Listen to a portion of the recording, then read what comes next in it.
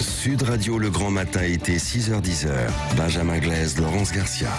Bah oui, parce que c'est un week-end chargé sur les routes, effectivement, avec Bison Futé qui voit orange aujourd'hui pour les départs. Ce sera même rouge toujours pour les départs demain dans toute la France. Et on vous pose cette question ce matin. Les Français sont-ils moins vigilants sur la route depuis le déconfinement? Vous dites non, vous répondez non à 52% seulement.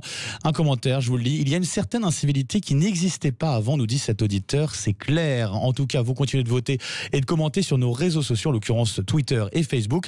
Pour en débattre ce matin, nous avons deux invités. Tout d'abord, le colonel Stéphane Tourdin, qui est chef du bureau de la sécurité routière à la Gendarmerie nationale, et Yves Carra, porte-parole de l'Automobile Club. Bonjour à vous deux. Bonjour. On va vous faire réagir sur notre sondage. On va commencer par vous, colonel Stéphane Tourdin, avant de parler de prévention. Et vous pensez qu'il y a moins de vigilance depuis le déconfinement? On parle de relâchement des gestes barrières par rapport à l'épidémie. Est-ce qu'il y a un relâchement du respect du code de la route depuis le déconfinement?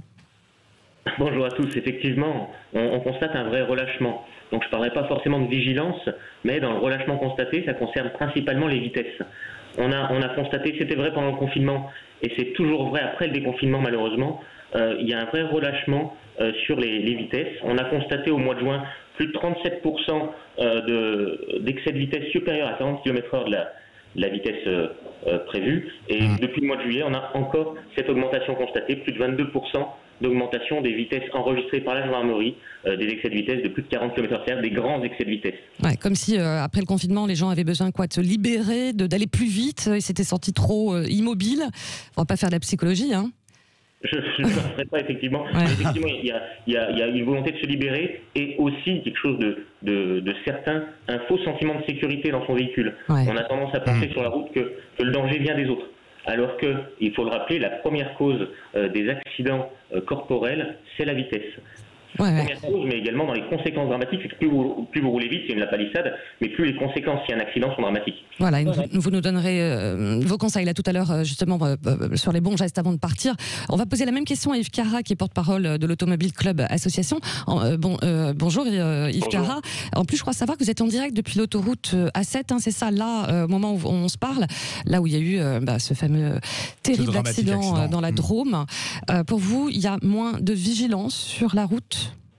Écoutez, chaque mois de juillet depuis quelques années, je fais quelques milliers de kilomètres sur les routes et autoroutes pour des opérations avec des partenaires. Et écoutez, cette année, non, je trouve pas qu'il y a plus d'incivilité. Je suis désolé, hein, moi je le constate, c'est factuel en fait. Alors évidemment, quand la circulation est dense sur les autoroutes, les distances de sécurité ne sont pas toujours respectées, ça c'est sûr. Mais bon, c'était déjà le cas avant. Donc voilà, moi c'est un sentiment. Alors ça n'a pas valeur de sondage. Hein, oui, il n'y a pas de chiffres. Oui. Voilà, il n'y a pas de chiffre, mais je constate pas plus d'incivilité. Stéphane Tourdin, une question. Alors c'est un auditeur qui nous écrivait sur Twitter, qui nous disait qu'il avait l'impression qu'il y avait moins de forces de l'ordre, moins de gendarmes et moins de policiers sur les routes après le confinement. Il expliquait comme ça justement ce relâchement des Français. Est-ce que vous lui donnez raison ou pas? Alors non, et surtout... c'est important de le préciser. Oui, clairement. La période qui est lancée déjà depuis le week-end dernier, on est sur 2 mois de forte circulation sur les routes de France, liée à la cause sanitaire. Il va y avoir plus d'usagers sur nos routes puisque l'incertitude à l'international entraînera les Français à partir davantage en vacances sur le territoire. Donc il y a une vraie posture de présence visible et dissuasive de la gendarmerie. Le week-end dernier, c'était plus de 25 000 gendarmes par jour qui étaient sur les routes de France et ce sera la même chose dès aujourd'hui, pour éviter, encore une fois, un drame de la route. Vous dites plus de relâchement constaté sur les excès de vitesse, de grosses vitesses justement. Ça veut dire que vous remarquez plus de PV finalement. En tout cas, vous avez plus d'interpellations à ce niveau-là? Donc les chiffres que je vous disais tout à l'heure, c'est effectivement les PV relevés. Ouais. Nous, on constate quand on enregistre, c'est-à-dire qu'on met en place un dispositif d'interception et de contrôle. Donc c'est vraiment des personnes qui ont été verbalisées pour des excès de vitesse. Donc cette augmentation, depuis le début du mois de juillet, de 22%, des grands excès de vitesse, c'est quelque chose qui a été relevé, constaté et verbalisé. Au-delà des grands excès de vitesse, juste d'un mot, est-ce qu'il y a d'autres infractions qui sont particulièrement présentes? On sait que depuis quelque temps, la question du clignotant et de l'absence de clignotant fait de plus en plus réagir. En tout cas, on parlait aussi tout à l'heure avec Yves Carra des distances de sécurité. Il y a d'autres infractions que vous relevez particulièrement sur les routes en ce moment? Alors, sur les routes durant l'été, nous on fait énormément attention aux surcharges des véhicules. puisque la surcharge de véhicules, le mauvais arrimage peut être aussi la conséquence d'accidents ou de conséquences dramatiques au sein de l'habitacle. Comme le non-port de la ceinture de sécurité, parce que pour partir en vacances, on part sur des trajets assez longs, et le non-port de la ceinture, notamment à l'arrière, notamment des plus jeunes enfants, fait l'objet d'une vraie vigilance de la part des services de gendarmerie. Ouais, comme vous répétez aussi qu'il faut faire attention à la pression des pneus. Hein. Exactement. La pression des pneus, c'est un des gestes à avoir avant le départ. C'est ça.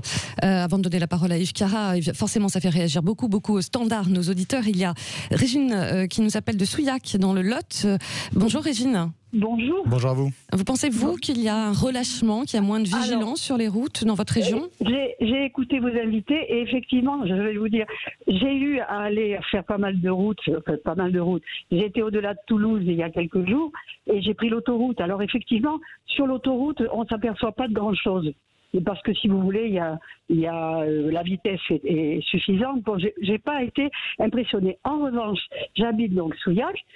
C'est une petite. Et là où j'habite, c'est un carrefour de la route qui va à Sarlat, où il y a pas mal de circulation et des petites routes qui rentrent dans Souillac et tout ça. Et ce qui m'a surpris depuis quelque temps, c'est comment vous dire. Normalement, comme là, depuis ma fenêtre, je vois un panneau à 30. Là, sur la route de Sarlat, c'est 50. Et là où je suis suffoquée de voir les accélérations quelquefois, mais hors normes. C'est-à-dire, je peux pas, je me rends pas compte, mais c'est sûr que tout ce beau monde ne roule pas ni à 30, ni à 50 et encore moins à 30. Et c'est le soir, on fait crisser les pneus. Et ça, je veux pas donner raison à l'un ou à l'autre, mais on a effectivement l'impression que c'est certainement des jeunes, j'en conviens, qui se lâchent et qui, mais ça peut être dangereux. Et puis peut-être pas que les jeunes. Dans la mesure où il y a une limitation de vitesse, c'est pas un hasard, et c'est après que l'accident soit arrivé, si on l'avait su. Voilà. Merci. C'est tout ce que je peux dire. Merci pour votre témoignage, Régine. Je vous en prie. Merci à vous. Belle journée dans le Lot. Merci, bonne journée à vous. On va faire réagir justement à votre témoignage, Yves Cara, porte-parole de l'Automobile Club Association. Quelle est la position de votre association justement face à cette proposition de réforme pour réduire la vitesse maximale autorisée sur les autoroutes de 130 à 110 km/h? Alors déjà, cette proposition a été abandonnée, c'est une bonne chose. Parce mais vous étiez plutôt pour ou pas? Non, parce que se focaliser sur la vitesse pour les facteurs d'accident, c'est une erreur. Il vaut mieux parler et lutter contre l'alcool, contre le téléphone, contre la drogue, contre l'inattention, et former et éduquer les conducteurs. Passer le permis, c'est bien, c'est une première chose, mais après, il faut être conscient de ses limites et des limites de la voiture et de la dangerosité. Et nous, on milite depuis des dizaines d'années pour ça. On forme d'ailleurs, au travers de l'Automobile Club Prévention, on forme notamment en entreprise, qui est le premier facteur de risque, l'automobile en entreprise. Donc voilà, plutôt que de se focaliser sur la vitesse, c'est un des problèmes, mais de loin, qui n'est pas le seul. D'ailleurs, je vais vous dire, mais attendez, pardon, Yves Cara. Attendez, je termine. On constate des grands excès de vitesse, effectivement, supérieurs depuis le mois de janvier, depuis le mois de juillet. Attention, il y a beaucoup d'étrangers, donc c'est pas forcément que des Français, peut-être des Allemands qui sont habitués à rouler plus vite. Et puis surtout, on constate pas plus d'accidents. Donc bien évidemment, on ne conseillera jamais de dépasser les vitesses, mais vous voyez que même quand on constate des excès de vitesse supérieurs, il n'y a pas plus d'accidents, au contraire moins. Donc c'est d'autres facteurs, notamment sur l'autoroute. Le premier facteur de mortalité, c'est l'endormissement, que vous avez oublié. On a bien compris. Juste une question, Yves Cara, parce que notre auditrice Régine en parlait. Est-ce que vous parliez des autoroutes, en l'occurrence, que vous avez l'impression qu'il n'y a pas eu de changement depuis le déconfinement. Elle nous parlait de la situation dans les villes ou aux alentours des villes. Est-ce qu'il y a une différence justement à ce niveau-là?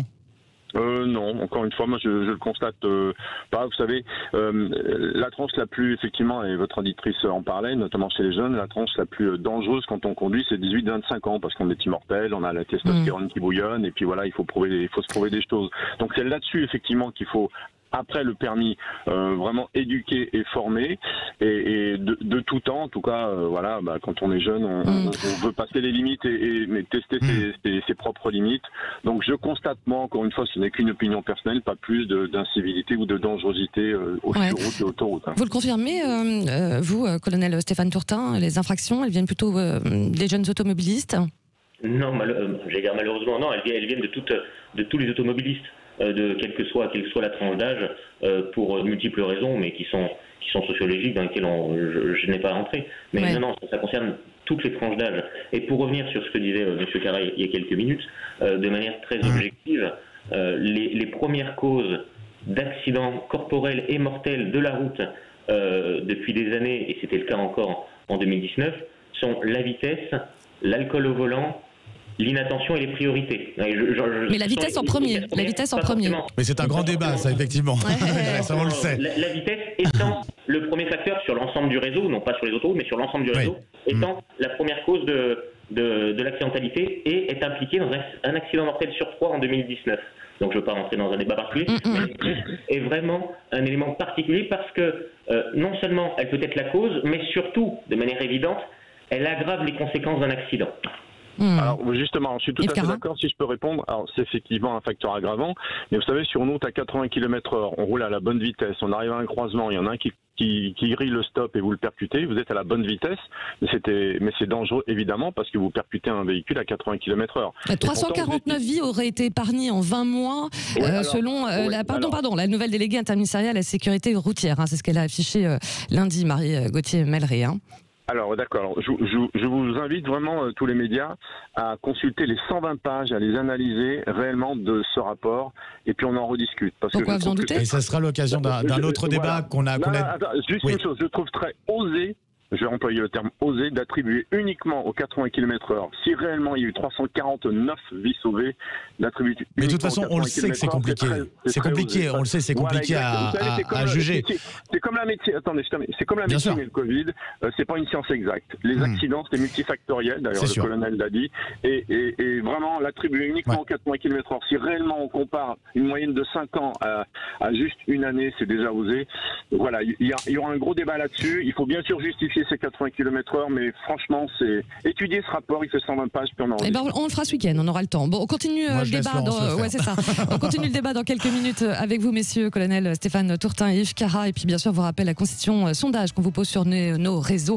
Les Français sont-ils moins vigilants sur la route depuis le déconfinement ? Continuez à voter. C'est partagé, comme nos invités, en tout cas, juste pour donner un petit bilan à mi-parcours. C'est comme nos invités, partagé. 53% de non pour vous. Les Français ne sont pas moins vigilants sur la route depuis le déconfinement. On continue d'en débattre avec nos invités, 9h17 sur Sud Radio. Sud Radio, le grand matin été 6h-10h. Benjamin Glaise, Laurence Garcia.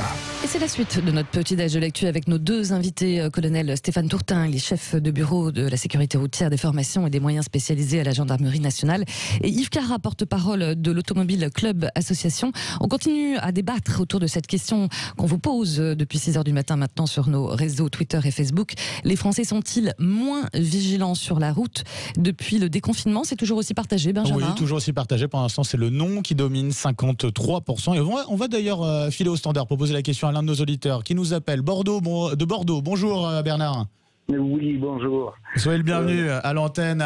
Dites-nous un petit peu, vous en pensez quoi? Les Français, ils sont moins vigilants sur les routes là depuis le déconfinement ou pas?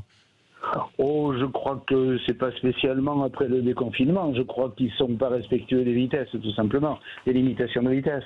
Vous savez, puisque je suis sur Bordeaux, j'étais ce week-end me promener du côté du bassin d'Arcachon. Oui. C'est sympa. Et donc, pour ne pas prendre la voie rapide qui n'est jamais rapide, oui, tout à fait. J'ai pris l'ancienne nationale, je vous assure. Les gens ils roulent comme des malades, ils doublent sur les lignes blanches, ils respectent pas la vitesse. Bon, 80, 90, bon, c'est pas le problème. Le problème, il est que l'on ne respecte pas du tout les autres. On ne respecte pas les gens sur la route. C'est de l'irrespect total, et c'est pas à cause ou après le déconfinement ou pas. C'est général depuis pas mal de temps, quoi. C'est mal français. Ne respectent pas les règles du code de la route, quoi, tout simplement. Il y a personne au stop, on passe au stop. Il y a le feu au rouge, il n'y a personne, on passe au rouge. C'est-à-dire que c'est des incivilités qui se développent de plus en plus sur la route comme ailleurs, en gros. Et pas forcément des jeunes en plus. Oui, c'est ça, il faut le répéter. Pas que les bien jeunes. le noter, effectivement. Merci beaucoup, Bernard. On va faire agir justement Stéphane Tourtin à ce sujet. Au-delà de la question d'avant et après le déconfinement, est-ce que vous avez l'impression que les incivilités au niveau plus large se développent de plus en plus depuis quelques années? Est-ce qu'il y a une différence là-dessus? Alors non, moi je ne constate pas. C'est l'inverse. Aujourd'hui, il n'y a plus d'incivilité. Il y a malheureusement trop d'incivilité dans notre société. Donc oui, il y a beaucoup d'incivilité. Est-ce qu'il y en a plus aujourd'hui qu'hier? Je ne suis pas en mesure de vous le dire. Mais il y en a évidemment toujours trop. Mais sur la route, le vivre ensemble, c'est partager la route. Et pour partager la route, il faut respecter le code de la route. Il n'y a pas d'autre possibilité. Le code de la route n'est pas là pour mettre des barrières aux usagers. Il est là pour permettre de partager cette route sans qu'il y ait de drame à constater. Mais justement, quand vous faites des arrestations à ce niveau-là, de conducteurs qui font des vitesses, qui font des excès de vitesse vraiment démesurés, c'est la réaction que vous avez en face des conducteurs qui comprennent un petit peu ou le message ou pas? Alors oui, enfin, c'est toujours pareil, on a plusieurs réactions. Il y en a qui comprennent, qui sont pleinement conscients et qui reconnaissent qu'ils le savaient, mais qu'ils pensaient être en sécurité, mais qu'ils acceptent du coup la verbalisation. Et d'autres qui nient même la vitesse devant l'évidence, en disant qu'ils ne voyaient pas qu'ils roulaient si vite, qu'il n'y avait aucun danger. Donc on a plusieurs types de réactions. Avant de retrouver justement des réactions au standard, Yves Cara, pour réagir au propos du colonel Stéphane Tourtin, le partage de la route, c'est une vraie question ça, on ne partage plus notre route. C'est le premier réseau social, la route bien avant tout ce qui est numérique. Voilà, on l'emprunte, on le partage et effectivement on doit se respecter. Et je suis d'accord avec votre auditeur et le colonel, il y a trop d'incivilité, mais quelle qu'elle soit. Je vais vous donner juste un petit exemple. Je sors d'un parking, c'était juste hier, il y a deux jeunes qui avaient une voiture qui était en panne, qui avait un problème de fuite de radiateur. Au lieu de se mettre sur le côté tranquillement pour pas gêner, ils étaient en plein milieu. Alors moi je m'arrête, je me gare, il y avait une panne mécanique, Automobile Club, je vais voir ce qu'ils ont. Je leur dis, vous voulez que je vous aide à pousser la voiture? Non, parce qu'on est ici, on est bien. Je dis, ouais, mais vous gênez tout le monde. Ouais, c'est comme ça, c'est de l'incivilité. Et ça peut provoquer une bagarre. Donc on est d'accord, les incivilités, c'est partout. Et deuxième chose, je suis totalement d'accord avec votre auditeur, 80-90, c'est pas le problème. Le problème, c'est qu'il faut pas griller les feux, faut pas griller les stops, faut pas passer les lignes blanches. Et il faut respecter le code. Donc effectivement, la vitesse, franchement, vous focalisez pas là-dessus, c'est pas le problème. Il faut la respecter, évidemment, il faut du contrôle, mais c'est de loin pas le problème. Le problème, c'est la dangerosité, parce que l'incivilité, c'est un mot qui est un peu trop utilisé légèrement, je trouve. Peut-être pas assez fort. On l'a noté notamment avec Emmanuel Macron, effectivement. C'était beaucoup commenté. Merci de le préciser. C'est la dangerosité des personnes dans la société, notamment au volant, parce qu'il y a un non-respect et qui se croient immortels, et puis que les autres, on s'en fout. Moi, je fais ce que je veux. C'est pas de problème. Mais où que l'on soit, où que l'on soit, au volant ou pas. Oui, c'est ça. Et où que l'on soit, à Marseille ou à Paris, voilà, Marseille ou à Paris, justement, il y a Robert qui nous appelle de Marseille. Alors, l'incivilité ou plutôt la non-vigilance sur les routes du côté de Marseille, vous en pensez quoi, vous, Robert? Bonjour à tout le monde. Bonjour. Bienvenue. L'incivilité à Marseille, c'est pareil qu'à Paris, c'est pareil qu'à Lyon. C'est général, disons, voilà. Moi, je vous dirais que le confinement, je ne sais pas ce que c'est. Le confinement? Ah oui, par exemple, nous, ça a duré une semaine, le confinement à Marseille. Ah oui, ça n'a pas été respecté ensuite. Ah oui, d'accord. Voilà, c'est ça, c'est tout. Après, tout le monde était dehors, tout le monde n'avait pas les masques. Mais aujourd'hui, Robert, sur les routes, comment ça se passe? Ça se passe toujours très mal. Très mal, parce que déjà, à Marseille, c'est très très difficile de circuler avec les scooters, les vélos électriques, les trottinettes, les gens qui ne respectent rien, ni les feux, ni les clignotants, ça, parce que c'est que le clignotant. Ça, je partage votre point de vue à ce sujet-là. Sur le clignotant, j'en peux plus. C'est facultatif. Alors c'est obligatoire. Et en plus, je crois que maintenant, il y a une étude qui a été faite.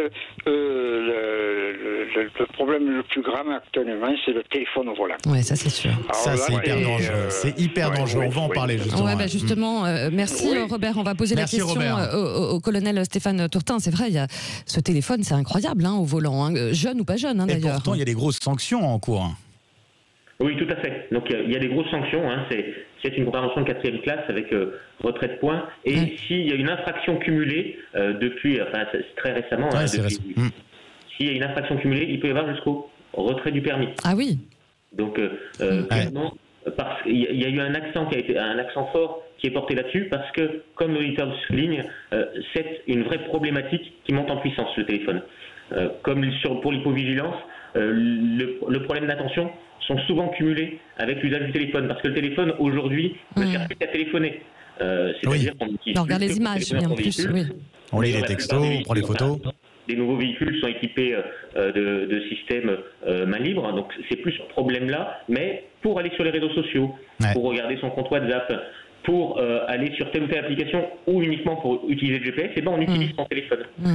Donc de fait, il y a un téléphone qui est en main, qui ne sert plus forcément à téléphoner et qui est beaucoup plus présent en main qu'il ne l'était avant, et qui servent à tous ces usages-là.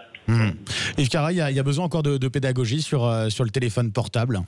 Ah oui, voilà, là, il y a unanimité, je suis d'accord avec le colonel, évidemment, c'est le cancer actuel de la conduite, c'est un vrai problème. Et vous savez, même quand on a le système technique qui permet de téléphoner, c'est-à-dire sans rien toucher, etc., etc., il y a la Fondation Vinci Autoroute qui a fait une étude très sérieuse, très, très précise, très technique, qui prouve qu'on a 30% de capacité cognitive du cerveau, même quand on a le système autorisé, occupé, évidemment, à parler, à faire une conversation. Donc on n'est pas à 100% sur la route, donc c'est même dangereux quand on téléphone et qu'on a le droit de le faire. Donc vraiment, on écoute la conversation, où on se gare, on attend tranquillement et après on se reconcentre sur la conduite. Donc oui, c'est un vrai problème qui va se développer de plus en plus, ce téléphone. Faut arrêter, pas de téléphone au volant, pas de téléphone à la main, évidemment, et on reste concentré, quoi. Parce que attention, quand on discute avec quelqu'un qui est à côté, il y a deux personnes qui regardent la route, donc c'est pas pareil, il y a moins de dangerosité. Quand on est tout seul au téléphone, au volant, eh ben on a moins de concentration pour rouler, et c'est d'autant plus dangereux. Avant on disait boire ou conduire, maintenant c'est aussi téléphoner ou conduire, il faut choisir. Eh oui, et il faut faire le bon choix. Effectivement, il est évident. Oui, allez-y. Oui, allez-y. Donc vraiment le conseil qu'on peut donner, c'est d'éteindre le téléphone portable quand on monte dans son véhicule, c'est compliqué, ou de le mettre en mode avion, qui permet d'avoir accès au GPS, mais pas aux autres fonctionnalités. Exactement. Et quand on a un passager, que ce soit le passager qui s'occupe des écrans, c'est-à-dire du GPS et des autres... Le passager, c'est un peu le SAM du téléphone, en fait. Voilà. Dernière question très rapidement, Stéphane Tourtin, juste parce que vous avez dit effectivement qu'avec les conditions actuelles et le fait que les Français vont plus voyager, se balader en France justement cet été, ça va déjà être chargé avec des grands départs ce week-end, plus de monde. Comment ça se passe au niveau de la gendarmerie? Comment on prépare un été qui s'annonce aussi chargé? Alors on prévoit d'être massivement présent sur les routes, avoir une vraie présence visible et dissuasive pour éviter les infractions et éviter les drames. Donc c'est 25 000 gendarmes par jour qui seront sur les routes, avec également des opérations de sensibilisation des usagers. On a des opérations de prévention qui seront montées, qui seront mises en place sur les aires d'autoroute cet été pour pouvoir échanger avec les usagers, répondre aux questions des automobilistes et faciliter l'échange. Merci beaucoup pour tous ces messages, colonel Stéphane Tourtin. Merci d'avoir été avec nous. Merci Yves Cara d'avoir été avec nous également. Et pour terminer, l'Automobile Club, merci à vous deux. On termine avec le résultat final. Sondage. Alors, qu'est-ce que ça donne? Ça reste très serré, je peux vous dire. Sur les réseaux sociaux, sur notre compte Twitter, les Français sont-ils moins vigilants sur la route depuis le déconfinement? Vous dites non à 51%. C'est partagé. Ça doit être un des sondages les plus serrés depuis bien longtemps sur ce radio, effectivement. Allez, à suivre dans quelques instants.